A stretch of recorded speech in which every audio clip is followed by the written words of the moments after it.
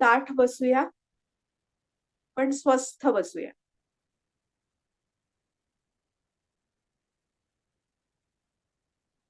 डोळे अलगद मिटलेले,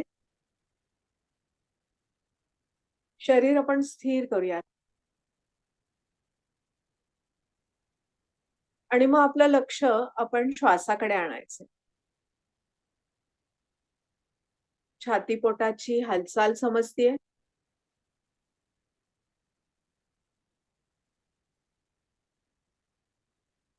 आणि नाकाच्या इथे वरच्या ओठाच्या वरच्या भागाला होणारा श्वास आणि उश्वासाचा हवेचा स्पर्श पण समजतोय.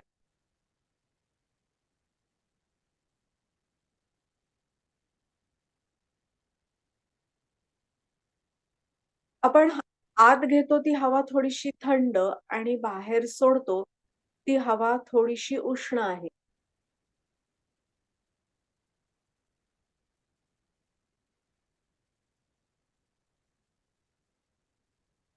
आत्ता हे दोन्ही स्पर्शामधले फरक आपल्याला समजत नसतील, तरी हरकत नाहीये. पण आपलं लक्ष आपण परत-परत त्या भागावर नेण्याचा प्रयत्न करायचा.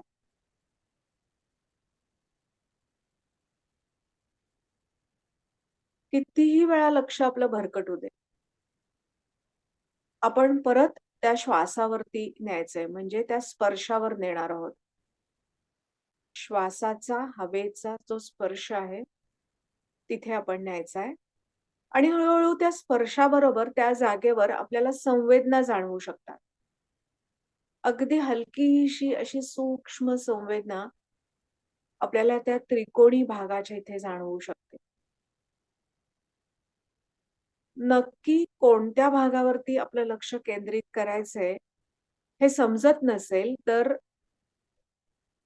उश्वास थोडा दीर्घ आणि फोर्सफुली सोडायचा. म्हणजे मग त्या हवेचा स्पर्श आपल्या नाकपुड्यांना जाणवू शकतो आणि त्याचबरोबर वरच्या ओठाच्या वरच्या भागाला पण जाणवू शकतो. आणि मग एकदा तो स्पर्श जाणवला, की नंतर नॉर्मल ब्रीथिंग करायचंय, पण लक्ष आपलं तिथे.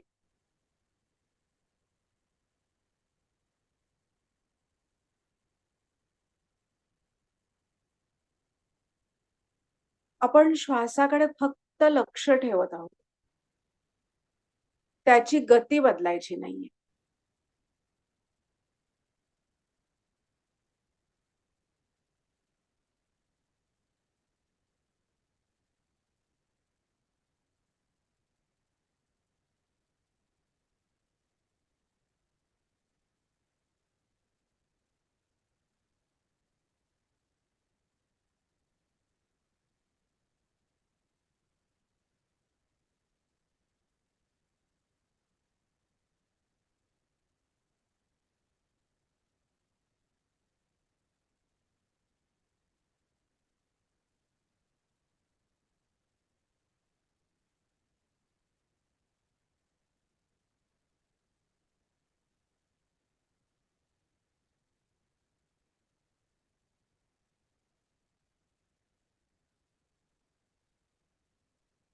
जसा-जसा आपला सराव वाढायला लागतो, तसा हवेचा स्पर्श आपल्याला संपूर्ण नाकाच्या आतल्या बाजूला जाणवू शकतो. श्वासाचा स्पर्श आणि उश्वासाचा स्पर्श.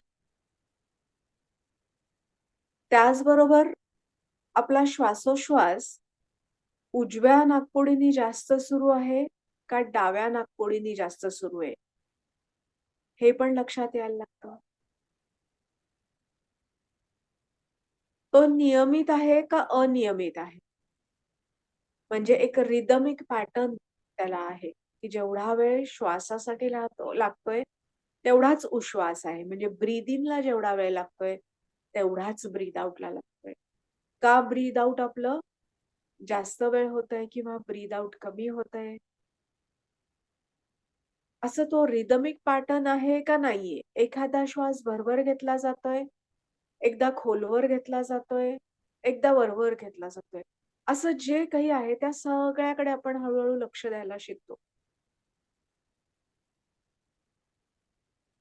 पण लक्ष द्यायचंय फक्त. बदल काहीच करायचा नाही.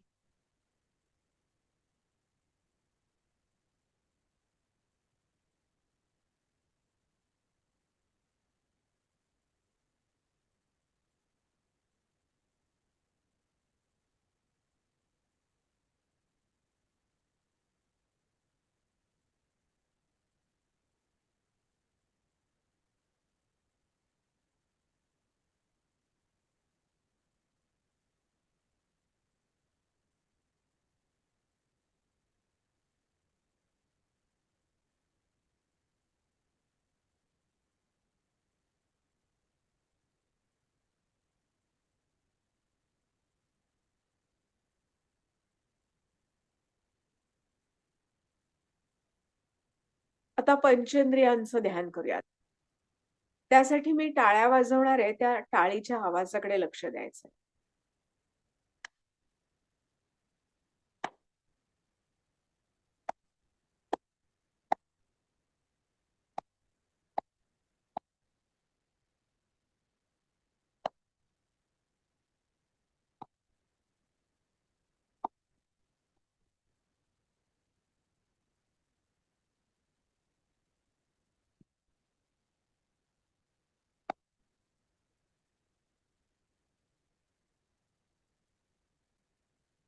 आता तुमच्या परिसरातून जे आवाज ऐकू येतायत तिकडे लक्ष द्यायचंय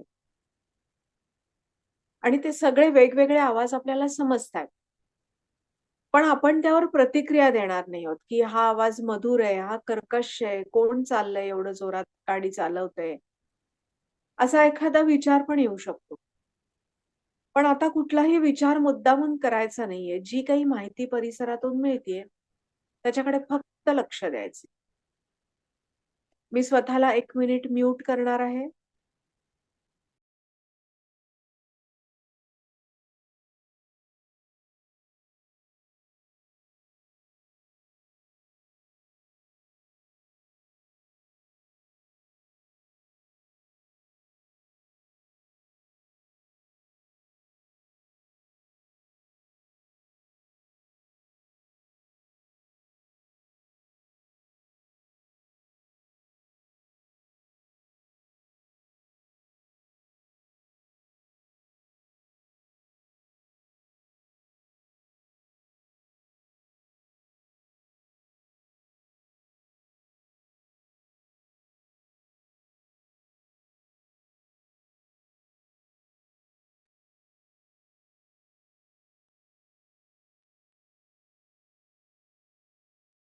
आता लक्ष वासाकडे न्यायचंय, की आपल्याला परिसरातून काही वास येतोय का?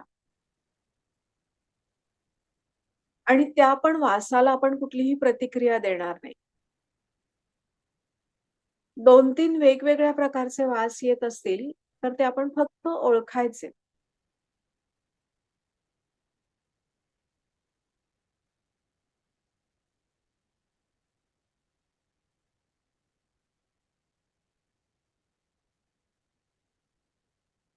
आत्ता ह्या क्षणी कुठला वास येत नाहीये असं वाटत असेल, तर एखादा दीर्घ असा श्वास घ्यायचा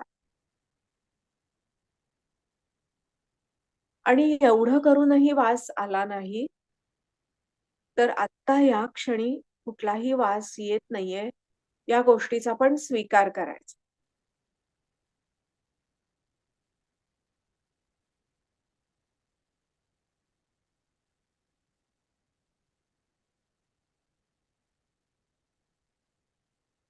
आता लक्ष तोंडामध्ये न्यायचं.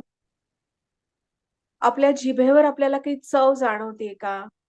तिकडे लक्ष द्यायचं.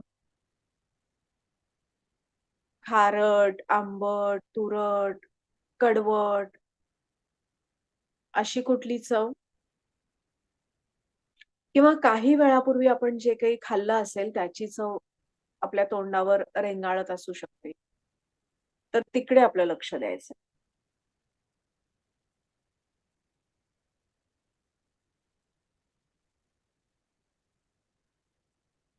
आणि परत कुठलीही चव नाहीये असं जाणवलं, तरी प्रतिक्रिया द्यायची नाही, की मला कुठली चव समजतच नाही.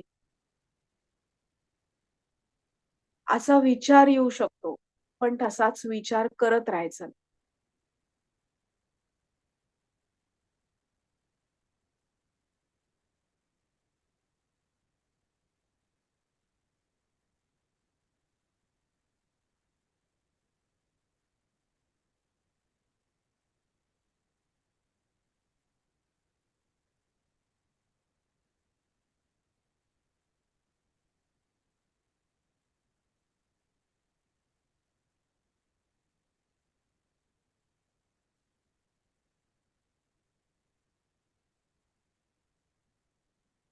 आता आपण 1 मिनिटभर डोळे उघडायचे आणि आपल्या खोलीमध्ये नजर फिरवायची. डावीकडून उजवीकडे पूर्ण नजर फिरवायची आणि ज्या काही वस्तू आपल्याला दिसतायत, त्या सगळ्या पाहायच्या. त्यामध्ये काही रंग दिसत असतील तर ते पाहायचे. आकार, जे दिसतंय ते पाहायचं. सजगपणे आपण पाहणार आहोत.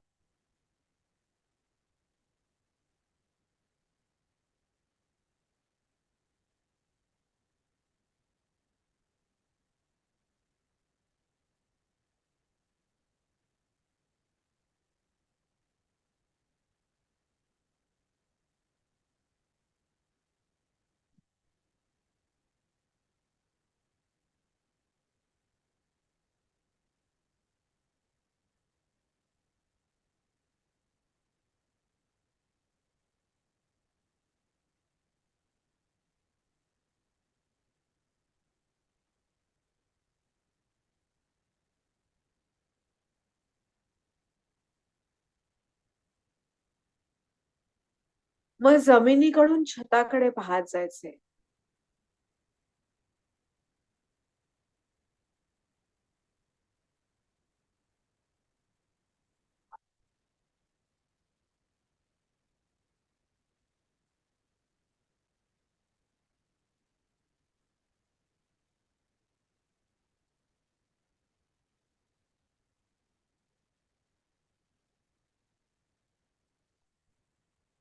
आणि आता डोळे मिटून घ्या.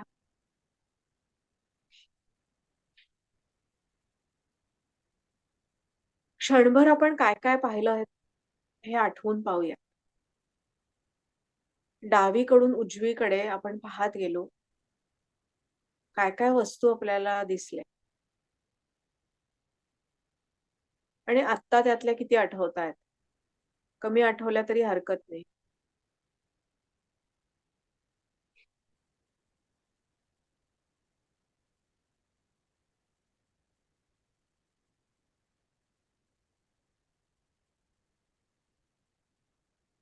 जमिनीकडून छताकडे पाहत गेलो, तिथे काय-काय वस्तू पाहिल्या आपण? काय-काय दिसलं आपल्याला?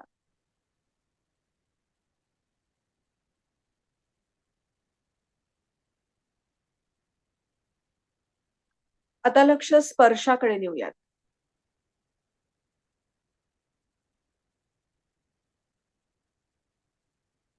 पावलांपासून सुरुवात करायची. पावलांना आपल्या स्पर्श होत असेल. जमिनीचा, हवेचा, मोजे असतील तर मोज्यांचा किंवा आपण आपली पावलं अजून कुठे ठेवली असतील तर तिथे तो गादीचा स्पर्श असेल, सोफा असेल, जे काही आपल्याला जाणवतंय ते. काही बोटं एकमेकांना स्पर्श करत असतील ते समजतंय. स्त्रियांच्या पायामध्ये जोडवी असतील तर तो एक स्पर्श आहे. पैंजण असेल तर तो स्पर्श आहे. बाकी शरीराला कपड्यांचा स्पर्श होत असेल.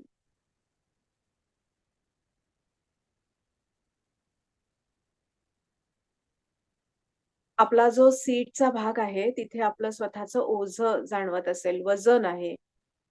त्यामुळे आपण जिथे बसलो आहोत, तिथे थोडंसं आत गेल्यासारखं जाणवतं. पण त्याचबरोबर आपल्याला समजत असतं, की आपण ज्यावर बसलो आहे, तो भाग मऊ आहे, कडक आहे, कठीण आहे. प्रेशर आणि त्याचं टेक्स्चर सगळंच आपल्याला समजत असतं. आपले तळहात आपण जिथे ठेवले आहेत, तिथे पण स्पर्श आहे. एका बाजूला आपण कुठेतरी रेस्ट केले असतील, तो कपड्यांचा, खुर्चीचा आर्मरेस्ट ज्याला म्हणतात, त्याचा स्पर्श असेल आणि दुसऱ्या बाजूला ओपन टू स्काय असतील ते, तर हवेचा स्पर्श असेल. काही बोटं एकमेकांना स्पर्श करत असतील, तिथे त्वचेचा त्वचेला होणारा स्पर्श आहे. अंगठ्या हातामध्ये असतील किंवा अंगठी असेल, तर तो मेटलचा स्पर्श त्वचेला जाणवतोय. बांगड्यांचा स्पर्श असेल, घड्याळ, फिटनेस बँड किंवा काही गोफ, दोरा हातामध्ये असेल आपल्या, तर त्याचा स्पर्श असेल.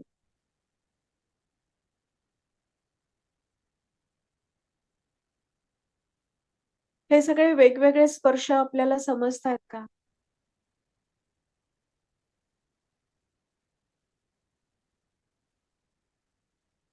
मानेला, कानापाशी, कपाळावर कुठेतरी केसांचा स्पर्श समजत असेल. गळ्यामध्ये साखळी, दोरा, रुद्राक्ष, मंगळसूत्र असं जे काही असेल घातलेलं, तर त्याचा स्पर्श आपल्याला लक्षात येतोय का?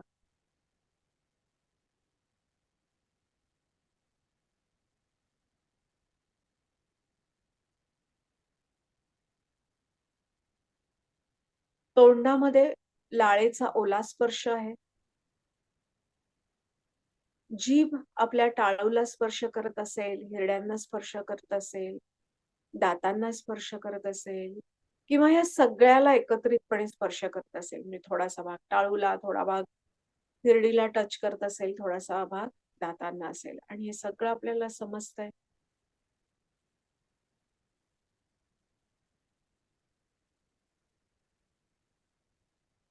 दात दाताला स्पर्श करतायत. वरचा ओठ खालचा ओठाला स्पर्श करतोय किंवा ओठाच्या आतल्या भागाला दातांचा पण स्पर्श होत असेल आणि तो दाताला पण जाणवतो, ओठाला पण जाणवतो.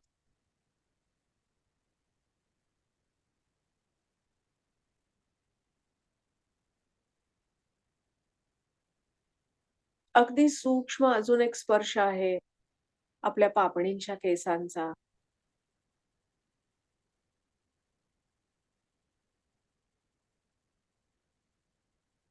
आणि अजून सूक्ष्म लक्षात यायला लागला तर कानातलं, टिकली ह्या सगळ्याच आहे. गंध लावला असेल तर त्याचा पण आहे.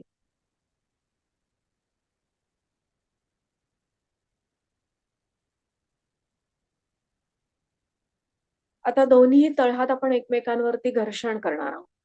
तिथे आपण मुद्दामून स्पर्श निर्माण करतो आहोत आणि त्या स्पर्शाकडे आपण लक्ष देऊ शकतो आहोत. त्या स्पर्शाकडे लक्ष द्यायचं, त्या उष्णतेकडे लक्ष द्यायचं. त्या घर्षणाचा एक छोटासा आवाज येतोय, तिकडे पण लक्ष द्यायचं. आणि बोटांना स्पर्श करतायत, ते आपल्याला समजतंय. हाताचा स्पर्श होतोय ते समजतंय. आणि आता हा दोन्ही थोडेसे उष्ण झालेले हात आपण चेहऱ्यावर फिरवणार आहोत आणि ते चेहऱ्याच्या कोणत्या भागांना स्पर्श करतात, तिकडे पण लक्ष द्यायचंय. म्हणजे कपाळ, भुवया, डोळे, नाक, गाल आणि मग सावकाश डोळे उघडा.